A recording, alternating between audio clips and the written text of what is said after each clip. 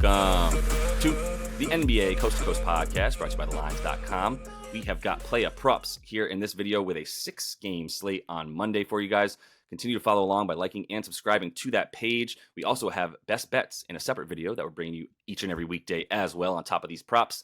Want you to head to thelines.com as well. The Super Bowl is coming up this week, in case you didn't hear, and we've got plenty of NBA action still running along on the site. So check that out. Use the prop finder tool that we have up there under the NBA and NFL tab, if you're so inclined, to make sure that you're getting the best juice back on all these bets that we are making in the NBA and NFL this season. Nate, let's go ahead and run right into your NBA best player prop for tonight. Yeah, Brandon Pajemski, B-Pods, as you might know him. Despite the fact that Steph Curry just went off for 60, I'll take Pajemski to go 12.5 points here. Maybe a little bit more balance for the Warriors after Steph shot the ball at 35 times in that overtime game. Maybe he needs a little bit of a breather. They're facing a Nets team that has limited three-point attempts, actually the fewest three-point attempts allowed in their last 5 home games. Still not a great defense, though. 117 defensive rating, allowing 28 assists, allowing the most free throw attempts per game in this span here. And Pajemski, kind of the mid-range option for them here, especially with Chris Paul out. Like, I've noticed he plays 8 more minutes per game. Definitely sees numbers across the board without CP3. He also sees a rise in usage rate when he's playing with Draymond, because you take another scorer off the floor rather than playing with Saric or Kuminga or whoever. His usage rate spikes, and he has a very good plus minus when he's out there with Draymond. Klay Thompson now fading a little bit, and Pajemski soaking up the usage. His last 3 scoring 13 a game, along with 8 rebounds, 7 assists. And I'm a little wary of taking those peripheral stats. I mean, some skewed by blowouts, etc. But the 36.5 minutes per game is what's encouraging enough to say, like, look, you can get 13 points. And Andrew Wiggins is out. He's only had 4 games without Wiggs. That they were mostly earlier in his rookie year here. Somehow he had a lower usage rate. I think that's more to do with the CP3 Draymond situation. And now the Warriors are starting to actually nail down the rotations, right? Like we actually know who's going to play with who. And I know you don't have that much faith in Steve Kerr right now, but at least there's some consistency, and that goes a long way for a rookie who knows where he's supposed to get the ball, what he's supposed to do, and how he's supposed to score. Yeah, I mean, honestly, my problem with Steve Kerr this season is like play the right guys, but he's been playing B-Pod, Brandon Pajemski, consistently, like very consistently. I think he spent a week on the Santa Cruz Warriors, their G League team, and has not gone back down. So he's been seeing 30 minutes with some regularity a lot as well. This is a sort of guard heavy team for the Nets here. Oh, I said the Suns. And so like you are going to want him out there as well. He and Kuminga are the 2 rooks or youngsters, if you will, that he's finally starting to play for Kerr. So if the minutes and the volume are going to be there for B-Pod, obviously as a rook and a guy that's not always a focal point of the offense, it's hard to like pinpoint when he's going to be taking his shots necessarily. But like if he's in there, we can go with him. And if we do like a bit more points in this game, a bit more pace, then we're good with it. Let me go ahead and just cheese it up, man. Let me talk about chalk here. Kyrie Irving over 27.5 points. I think it's low. I think like as soon as Luka Doncic is ruled out, we're going to go ahead and see that jump to what did we see last time? It was a 28.5 point prop in the last game that Luka missed when he missed a couple games in a row. That thing shot up to like 32.5 for Kyrie against the Pelicans. I think he scored 33, then he scored 42.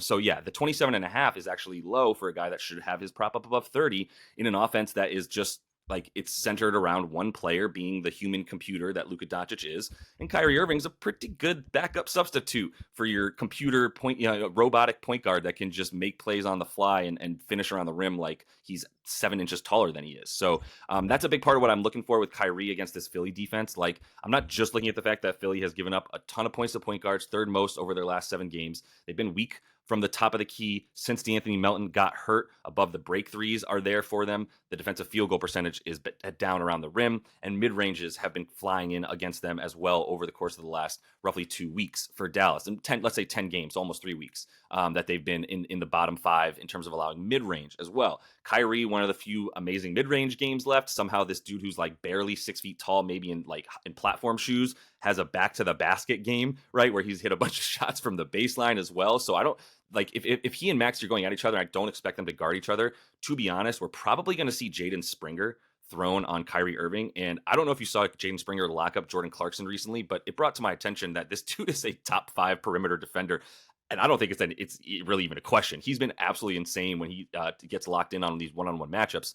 That said, like Jordan Clarkson, you can put your hands on him a little bit more than you can Kyrie. And him driving to the lane is not the slitheriness that Kyrie has. He's playing a little bit more bully ball with his size, and that's not the matchup for Springer. He's going to be much better against those bigger dudes. A couple of the guys that have torched him as of late, if you go back for the past like 3 weeks or so, even CJ McCollum had a great game against him, Steph, etc. So even when they do put him on those smaller point guard style players, he hasn't had the same success. Kyrie going to be able to get to the rim, where I've talked about Philly's defensive field goal percentage inside 5 feet, and their inability they've tried to sell out against the three. They have limited 3-point attempts over the course of the last like 10 games, but the percentage is still pretty high for their opponents. So Kyrie's going to be able to get what he wants. I expect those shots to be at about 23 to 24 a game, which is what he shoots without Luka in there, and that should get us to even if he's somewhat inefficient with 24 shots, he should be able to get us 30 points or 28 really. Yeah, yeah. I think you got to tack on the assists here if you're betting it to say like I'm going to bet this now and assume Luka's out. Based on the reporting, Right. based on Luka's post game comments. Like if Luka's out, like everything you said about him being the system, that just falls right down, right? And 32 and a half points assists, or even 31 and a half juice down, is what you can get Kyrie at now. 4 assists Yeah, that's when good. he's gone like for 23 in his last 3 without Luka. Easily clearing that. And the Sixers have given up 32 assists per game their last 6 here. So I Yeah. like I think adding the only that. thing that scares me about the assist is like if I am getting, because I agree with you, the 4.5 is super low. It's even lower than the points relevant to if Luka doesn't play. That said, if Luka does play, right, we don't have as much of a hedge against the assist coming, but 4.5 is still low even with Luka. So I hear your point. Yep. Yeah. We'll see with Luka. So I'm going with the low props here, but taking another over. Terrence Mann, 11.5 points, rebounds. It's extremely low. I mean, I'm stunned to see how little this guy has rebounded this year. I mean, schematic to a degree, who he's guarding out on the perimeter. But I think with the Clips on a back-to-back here at Atlanta, and that we see Harden and Kawhi both have lower minutes in this situation in the back-to-back. I started by writing Harden. Of course, he's going to get some pretty good numbers here. He is still even money for a double-double. Definitely make that a bonus bet if you will. But I think there's going to be more opportunities for a young spark plug like Mam to come in, play a few more minutes, and grab some more boards and score easy buckets. Like we're talking about Atlanta.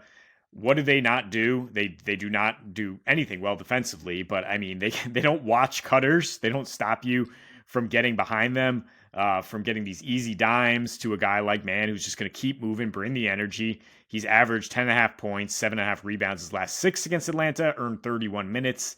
The last 2 back-to-backs that I'm talking about here, 22.5 PRA against Boston and Phoenix in just 26 minutes per game.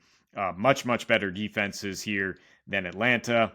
I don't understand why he's only at an 8.5% rebound rate this season. He's 13% for his career. He's a very good rebounder for a guard or small forward.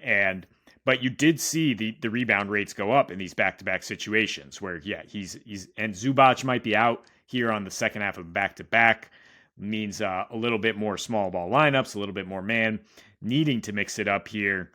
Atlanta just gives up so many points at home. Their last 6, 127 on 50-40 splits. So should be pretty easy for him to slip in there and get the 9 points that is that part of the prop here.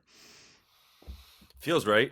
Yeah, I always like looking at Terrence Mann. It's just he's a dude who like I just don't know why he keeps getting buried on depth charts, but he seems fine playing there, and staying in his role that he has. He on the back to back, I like the look a lot. I was wondering if maybe there was like a Harden isn't as good as Atlanta narrative because of the nightlife in Atlanta. Let's say like where Lou Will got his Magic City wings, that kind of thing.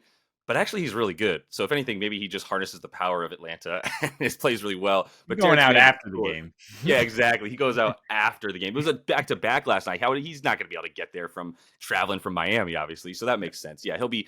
It's the next game that we can fade him if it's too soon after this game in Atlanta. Let me close it out with DG the PG talking about Darius Garland. I got to go under because he's on the minutes restriction, and that is the play here.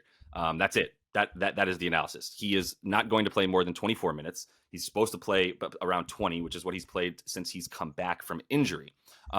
Jared Allen being out, I don't know how that impacts DG. To be honest with you, like in terms, it doesn't really impact his just sort of like stats as they are in the box score.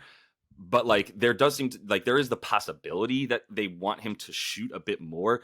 I don't really put much stock in that. What I'm looking at here is like Sack, a little bit more defense on the road. This total has risen. I don't know why. I guess because Jared Allen's questionable might impact the defense down low, and Domas Sabonis' ability to score and do what he does down low because of Jared Allen's absence. But like for the way that Sack's been playing, like pretty well against point guards, you'd think it would have been better, but it's come a long way. As they've actually seen a little bit more Davion Mitchell, and because Kevin Huerter just can't shoot, and his defense has not been there as well. So I don't believe he'll be the one on Darius Garland in this matchup. Like I said, I think you'll see a little bit more Davion Mitchell, if nothing else, to guard Donovan in this one as well as their best sort of point guard perimeter defender. With that in mind, like his individual defensive rating is down about 108, 108 and a half. So I do like them odds enough to go with it. But look, I'm not going to give you much because on the season, like Sack, while they've been better on the road, things do slow down. That's my main thing here is just Sack on the road where they score 6 fewer points. They allow roughly 6 fewer points as well. And the pace drops for a couple points per 100, a couple possessions per 100 as well for them. So between the slightly slower pace, like we're not going to see a 245, 250 Kings game that we might be used to on the road. We're going to see a lot closer to that 230, 231 total.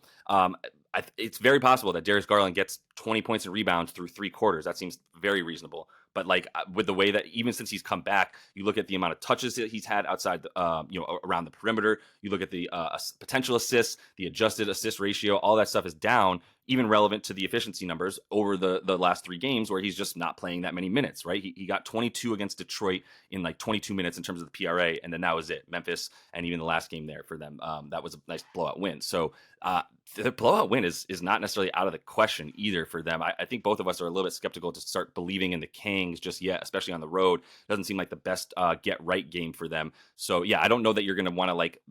There's no situation where they push Darius Garland to like get more points out of him because they want to make sure they win this game. So with that in mind, like I'll just cap him at the 21.5 PRA and the 22 minutes that he's supposed to play. Yeah, and keep in mind he's coming back to a team that's been absolutely rolling without him, right? With Donovan Mitchell functioning as the sun that this offense has rolled around, and there's always been questions about how they fit together, who should shoot more, etc. So he's not going to come back in guns blazing. Like that's not his DNA to say like, well, I'm the one who's got to control this offense. Like he's a good teammate in that sense.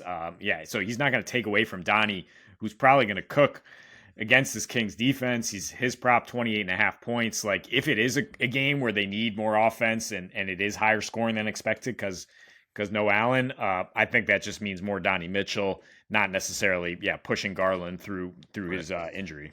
Yep, I'm with that for sure. So that is all the time we have for you in this one, though. Continue to follow along, subscribe to that page, and check out the best bets we also have for you each and every weekday alongside these player props. And until we see you next, happy betting.